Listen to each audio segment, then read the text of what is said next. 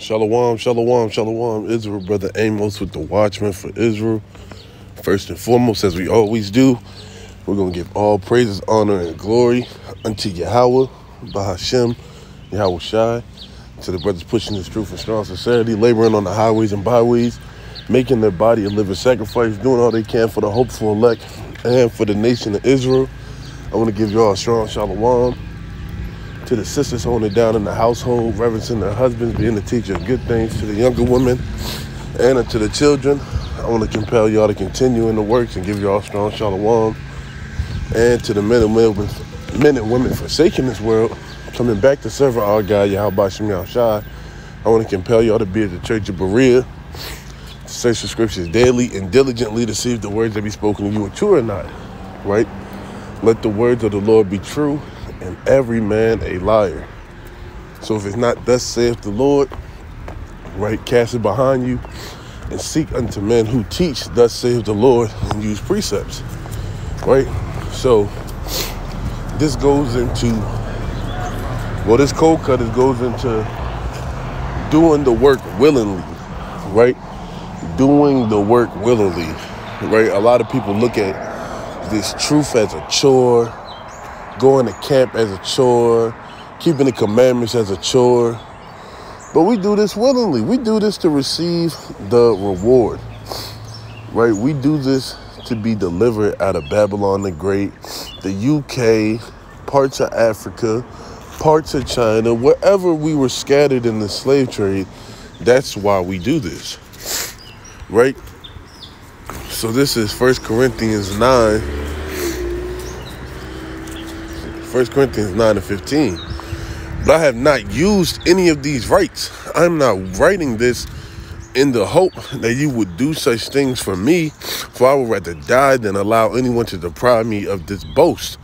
For when I preach the gospel, I cannot boast, since I am compelled to preach. Right? So Paul is saying when he preaches, he can't boast. He can't be like, yeah, I'm doing the work. Look at me. Taking Instagram pictures of him on the line holding signs. He can't. He's compelled to teach, right? Woe is me if I preach not the gospel. If I preach voluntarily, I have a reward. If not voluntarily, I am simply discharging the trust committed to me. So if I teach this truth voluntarily, I'm receiving the word. If I'm going out on the highways and byways, laboring, doing all I can, making sure my body's a living sacrifice, magnifying the name of Yahweh Shem Yahshua, I'm going to get that reward. But if somebody got to grab me by the neck, call me every 5 minutes, are we going out? Where you at? You supposed to be out here. Let's go. Come on, come on. Then I'm distrusting what the Lord has given me.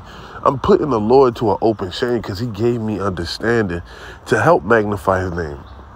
He gave me understanding to make sure that the gainsayers can hear. He gave us understanding to make sure we can convert the people who need to be converted, the lost sheep of the house of Israel. What then is my reward?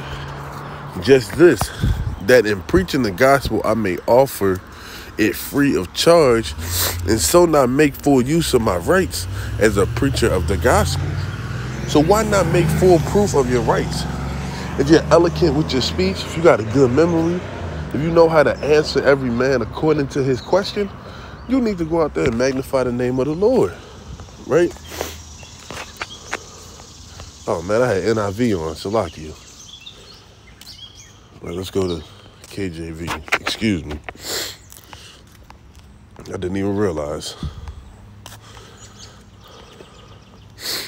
Right, this is 1 Corinthians chapter 3 and verse 12. Right? Now, if any man builds upon this foundation, gold, silver, precious stone, wood, hay, and stubble, every man's work shall be made manifest, for the day shall declare it, because it shall be revealed by fire, and the fire shall try every man's work of what sort it is. Right? So the day of the Lord is going to try your works. Try to see if you were sincere. Try you to see if you was really putting in the labor you're supposed to. Try to see if your foundation was Yahweh Shem Yahshua. If any man's works abide, which he hath built thereupon, he shall receive a reward. So if you're putting in this work to receive that reward, if you're doing it in sincerity, not because people are grabbing you by the neck, make you come out, you're going to receive the kingdom. Everlasting life, servants, peace, joy, the things that we desire, but not find in these captivities. If any man's work shall be burned, he shall suffer loss, but he himself shall be saved, yet as by fire. So if any man's don't work, if any man's works don't, are found satisfactory, they're going to be destroyed. Because there's only one way to build, and that's upon that rock, which is Yahweh Shah, through the Spirit. That's the only way that is going to be able to last. Right? Let's go to Revelations, chapter 22, verse number 12. Red letters, we know what that means. Yahweh Shah is speaking. And behold, I come quickly, and my reward is with me, to give every man according as his work shall be. So according as your works are, is how you're going to be saved. It's how you're going to be rewarded. If you half-ass work, you half-ass going to get the kingdom. You half-ass do the things you're supposed to do, you're going to get a half-ass delivery. So be mindful, examine yourselves, do all you can that this reward that you may receive is worthy and just, right? Nobody wants a reward and it's a fake medal. You want that gold. You want that gold medal that looks nice, that you put on display, right? Nobody wants a peeling piece of plastic wrap. So do this work willingly, magnify the name of the Lord in all you can do, right? Find your talent and go from there. With that, shalom.